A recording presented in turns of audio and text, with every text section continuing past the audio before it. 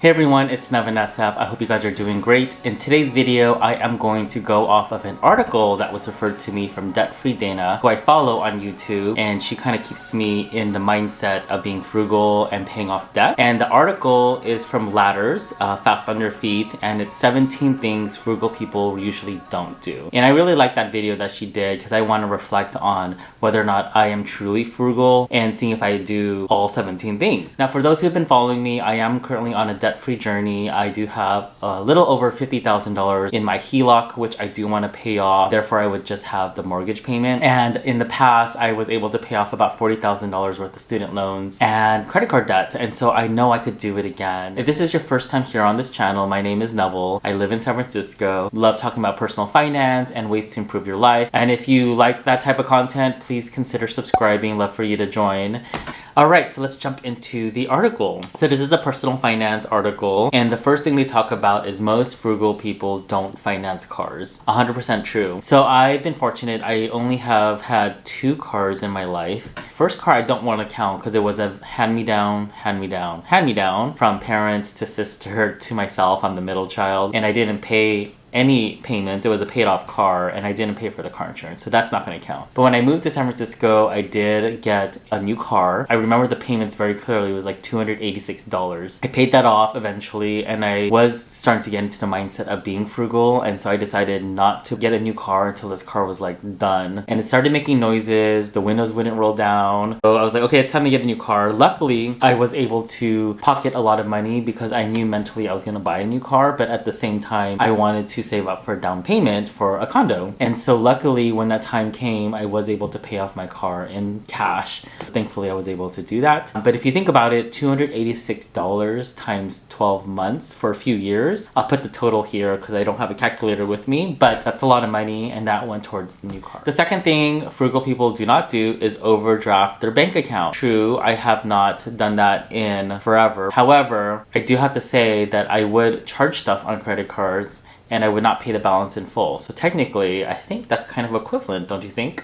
You would be paying fees because you didn't pay for something in full. The number 3 thing that frugal people don't do is they refuse to compromise their dietary health to save money. I agree with this one. I was trying to put myself on a budget. Well, I am on a budget this month, and honestly, like it isn't working for me. I do like to buy organic and whole foods, and I love having fresh produce and vegetables all the time. Like, I do try to find the ones that are in season on sale, but from the bigger picture, I want to be healthy. When I don't eat right, I don't produce well. Like, I don't know, my mind would just want to sit on the couch and watch TV. So I do need to be healthy, well, and I also want to have energy so I could do the things that I love. I also don't want to rack up medical bills, whether that's dental or, high blood pressure, diabetes, medication, like just anything. I don't want that. And so if I take care of myself now, I figure that is saving me money in the long run. They don't carry credit card balances. Okay, so I just talked about, like, there was a time where I did carry credit card balances, and the way I got rid of my credit card balances, honestly, I remember I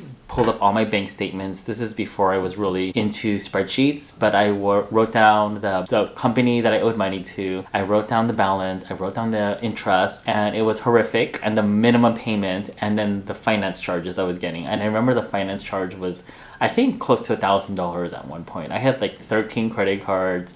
The balance was ridiculous. It was really hard to manage who, when, and I just thought it was really great just to pay the minimum. The thing that I remember doing was I increased my income. I put more money onto the credit cards, and I remember paying off the highest interest rate card first. I know that there's the snowball effect where you pay the smallest first, but I was attacking the largest one first. And then I remember the balance getting lower, and I remember getting more offers. And so there were offers of 0% transfer fees. Yes, there was a percentage that they would charge you based on the amount that you were transferring, but that really helped me out because then I wasn't paying all this finance charge. I felt better. And I remembered I did take a loan out with Lending Club, which is a peer-to-peer lending service, and that was a huge game changer because I remember the interest charge was less versus 20 to 22%, which I was having in the past. And that was my path really to get out of credit card debt. Yeah, but that's something I don't want to ever go back to because it was very stressful. Number 5 is keeping up with the Joneses. I don't follow this. I'm in charge of my own finances, and it just took me some time to get there. I was part of that. I remember not necessarily having to want a new car or, have a bigger house than everyone, but I remember I was very social. I would go out to all these social gatherings and I knew there would always be like a group picture. And I was so nervous of having the same shirt or top that people would say like, oh, Neville always wears the same thing. So I literally shopped before every major event. And because I was so social at the time, I would go to every single birthday party or baby shower, housewarming, and I just made sure I had a new top. That is ridiculous now that I think about it, but I do not do that anymore. Okay, this is a really mean section. It says number 6, hang out with losers. So it's talking about like you are the average of 5 people that you were with, and it's so interesting. One of my friends just bought a home, and our circle of friends all purchased homes recently, which was really exciting. Some in different states. So I'm really sad about that. He had brought that up. He was like, hey, everyone around me was buying homes, and so we buckled down and did it. So I do believe that is true, and whatever you want to gain, whether it's being able to talk about stocks and investing, you have to talk to people who have done it, and it may be a little uncomfortable at first, but that's the only way that you're going to learn. And I remember, I don't know who said it, but if you want to go somewhere into a room, you don't want to be the smartest person in there, otherwise you're not going to be learning it. And so I do like to challenge myself and put myself into somewhat uncomfortable situations just so that I could learn. I don't know if I want to call those folks losers like this article said, but I would say that I am careful about who I like to invite into my life, because negative energy and toxic energy is a financial drainer for sure. Number 7 is frugal people don't take fancy vacations. I'm gonna have to think about this one, because I do believe that if I am gonna take time off, I want it to be a great vacation and I don't want to go cheaply. I would say that I am careful about overall spend and spend when I'm there. For example, for food and daily spend, like if I went to a Europe trip, my goal was like not to spend more than $100 a day. So if I was there for 7 days, that's $700 budgeted. I think that's totally doable, because then you are mindful, like maybe you'll have a cheap breakfast. In fact, actually, I would always choose, or we would choose, my friends and I, a hotel that offered free breakfast. Or, you know, maybe we would figure out who had points towards rideshare and like Uber points, and then that person would volunteer, and we would all take turns to give up something to make the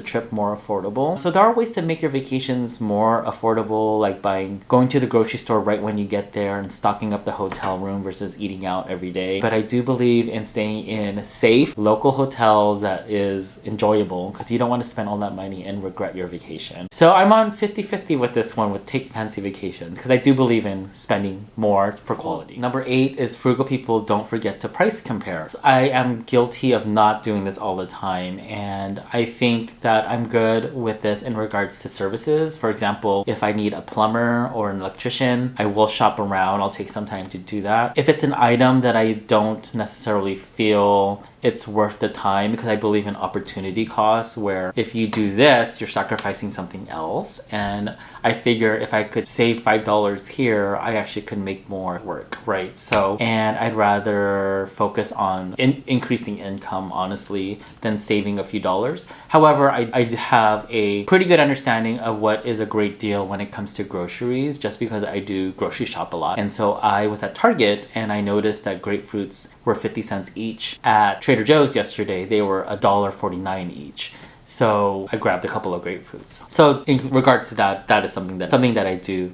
Okay, number 9 is automatically opt for employer offered health insurance. This got me thinking, and I naturally just sign up for the benefits. It actually causes me a little stress to even think about. For example, I was looking for pet insurance. My cat is 13 this year, and she is an elder, and she has this little bump behind her ear, and we're going to keep a close eye on it. So I am worried about some of the spend that I'll have to do next year. So I decided to opt into pet insurance. My employer actually offers that option, and I didn't do research, and it was because I was approaching the deadline so quickly, and I just kind of realized I need to like figure this out and just buy it. But I have not shopped around for their various insurance plans. More to come maybe next year. Number 10 is fail to contribute to 401k or other retirement options. Yes, I do this.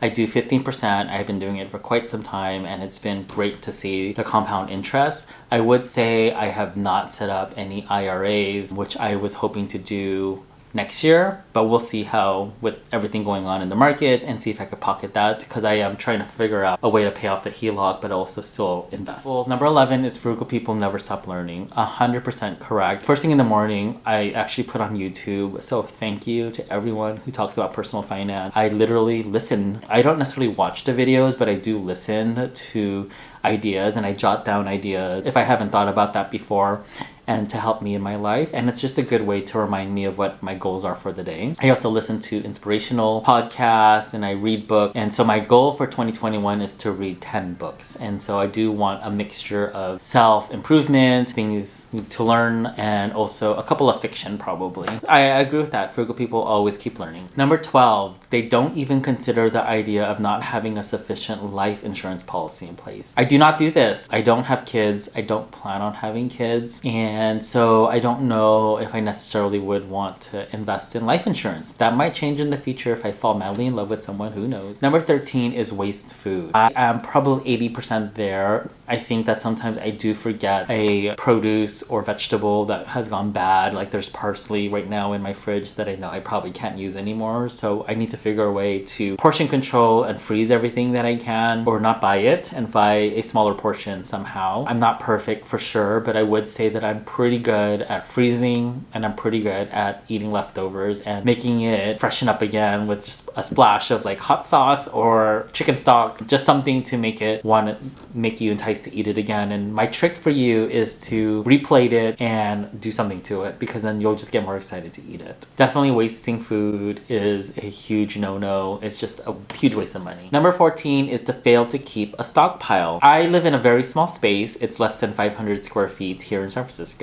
Big enough for me, but probably not for most of you. I do think of like earthquakes. So I do have backup food and extra water in the condo, but I definitely understand the concept of something's on sale, grab more. The challenging part about that for me is I don't necessarily budget that, so I don't know if I necessarily need to invest or buy more, but I will look at the circular ads, and if I see something at Costco or Safeway is too good of a deal to pass up, then I will grab more. Number 15 is frugal people pay full price. Okay, let me read this real quick. Oh, I got it. Frugal people never pay full price. That's what the article is about. Okay, I'm gonna say I'm not perfect on this one, and that's because sometimes time is a more valuable asset to me, and if I could just make a decision, I'll just do it real quick. However, there are things that I do want to negotiate, such as house insurance. I negotiated my gym bill during the pandemic. I negotiated my car insurance and just figured out ways to lower the bill. So that is possible. Obviously, that's something that I will probably practice more in 2021.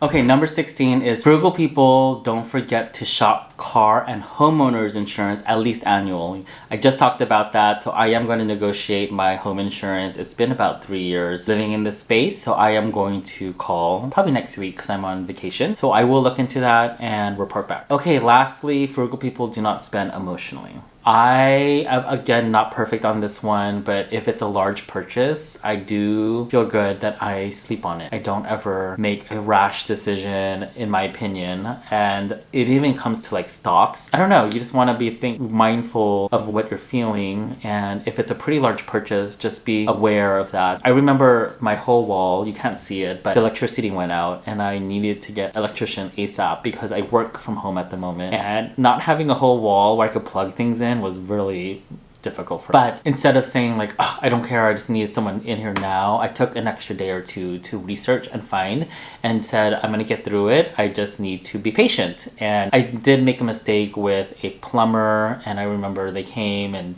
I was like, you have to fix this right now. And it was a quick, easy thing that I probably could have done myself. And he decided not to charge me because it took him like less than 1 minute. It was something wrong with faucet in the bathroom. And so I remember those moments remind me that I need to like figure out what is really a 911. I mean, if there was water all over the floor, yes, plumber, but I probably could have waited and did some research. So yes, I agree with that. We don't want to spend emotionally. All right, those are the 17 things frugal people usually don't do. do, and I love the word usually because that is so true. Anyways, I'll leave the link of the article below, but I hope you give it a try and determine whether or not you feel you're frugal. I hope this helps someone out there who's on a journey, and thank you to Debt Free Dana for sharing this. I love your channel, and I will be sure to post more videos, and I'm going to be posting a December update of my budget and how much I was able to allocate the funds. January is looking to be a little tough for me, so we'll see what happens. But anyways, have a great holiday. I will see you guys later. Thanks for watching. Bye.